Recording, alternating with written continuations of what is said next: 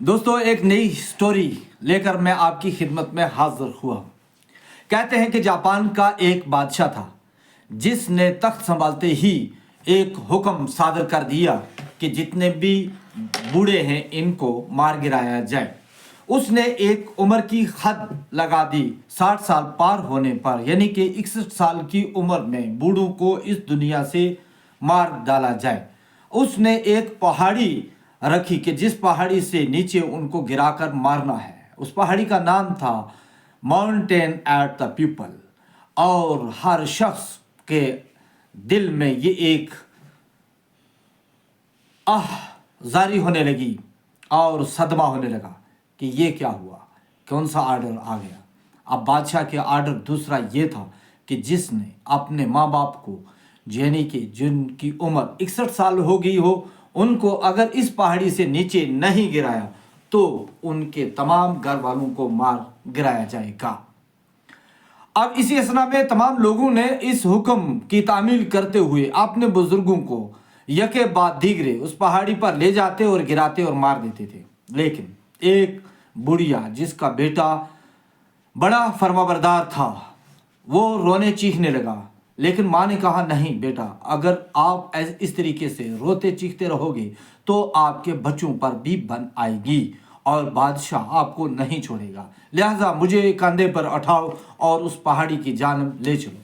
बेटे ने रात की अंधेरी में उस मंजिल की तरफ वो बढ़ गया। जंगलात और वह अंधेरा, और माँ पीठ पे बैठी हुई पत्तों को नोच नोच कर नीचे गिरा रही है। बेटा पूछता है, माँ ये क्या हो रहा है? माँ कहती है कि जब तू वापस आएगा तो इसी रास्ते से वापस आना ताकि तू रास्ता भूल न जाए।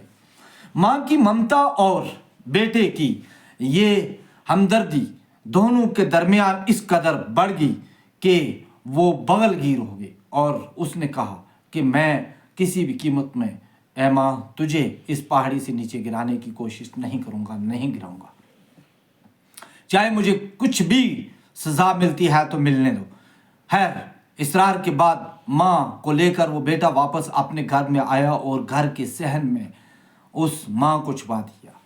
और कुछ ही दिनों के बाद दूसरी सल्तनत का बादशाह जो है उसने चढ़ाई की और उसकी हुकूमत पर उसने कब्जा कर दिया और उसकी फ़ौज को यलगमार कर दिया और वहाँ की सारी सल्तनत और पूंजी जो है उसने अपने कब्जे में कर ली। बड़ी मिन्नत समाजित के बाद उसने कहा कि मेरे 3 सवालात हैं। इन 3 सवालात के जवाब अगर दोगे तो मैं आपको, आपकी फौज को रिहा कर दूंगा और आपकी सल्तनत को वापस कर दूंगा।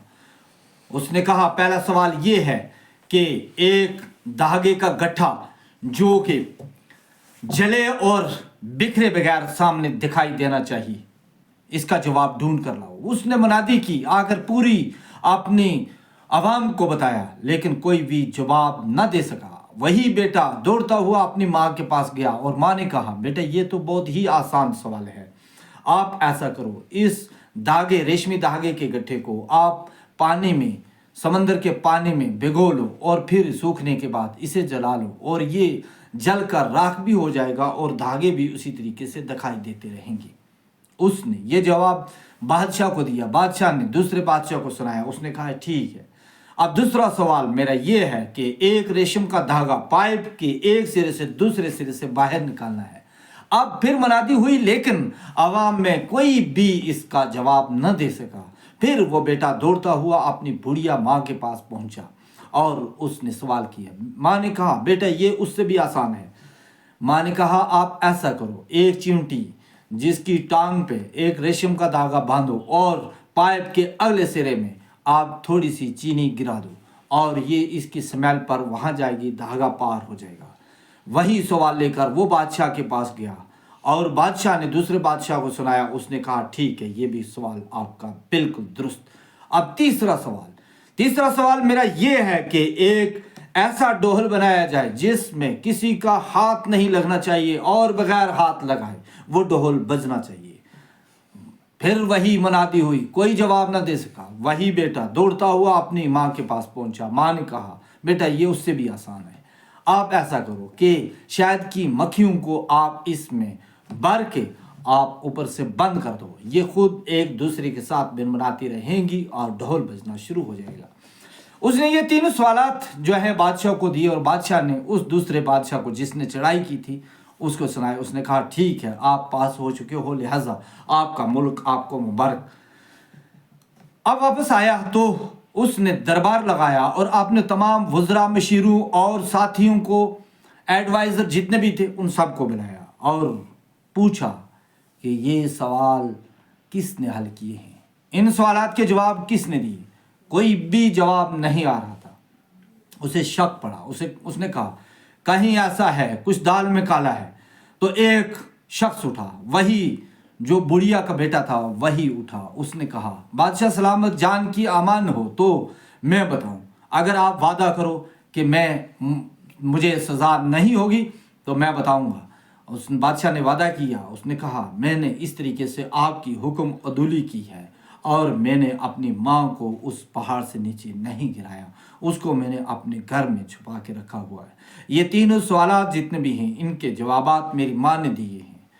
اس وقت بادشاہ نے کہا کہ واقعی یہ جن کو میں سمجھتا تھا یہ بوڑھے جو ہیں یہ ہماری اقتصادی حالت کو کمزور کریں گے، ہمارے ملک کو کمزور کر رہے ہیں، ان کا کوئی فائدہ نہیں ہے، لیکن ان کا بہت فائدہ ہے۔ لہٰذا اولڈ از گولڈ، آؤ سبھی مل کر یہ کرتے ہیں کہ ان تمام بزرگوں کی خدمت کریں۔ اور اس نے اس آرڈر کو کنسل کر دیا اور ان کے لیے پینشن لگا دی۔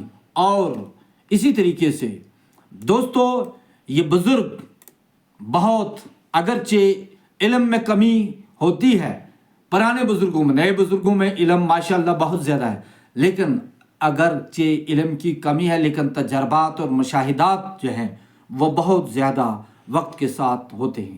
ہمیں بزرگوں کی قدر کرنی چاہیے، اور بزرگوں کے بغیر ہمارا ملک اور ہماری قوم، ہمارا سماج ادھورا رہتا ہے، ہمارا گھر بھی ادھورا رہتا ہے۔ جن گھروں میں بزرگ نہیں ہیں ان گھروں کی حالت بھی آپ دیکھ لیں، اور جن گھروں میں بزرگ ہیں ان گھروں کی حالت بھی دیکھ لیں، کس طریقے سے نور برس رہا ہوتا ہے۔ ہمیں اپنے بزرگوں کی قدر و قیمت کو سمجھنا چاہیے۔ خدا حافظ۔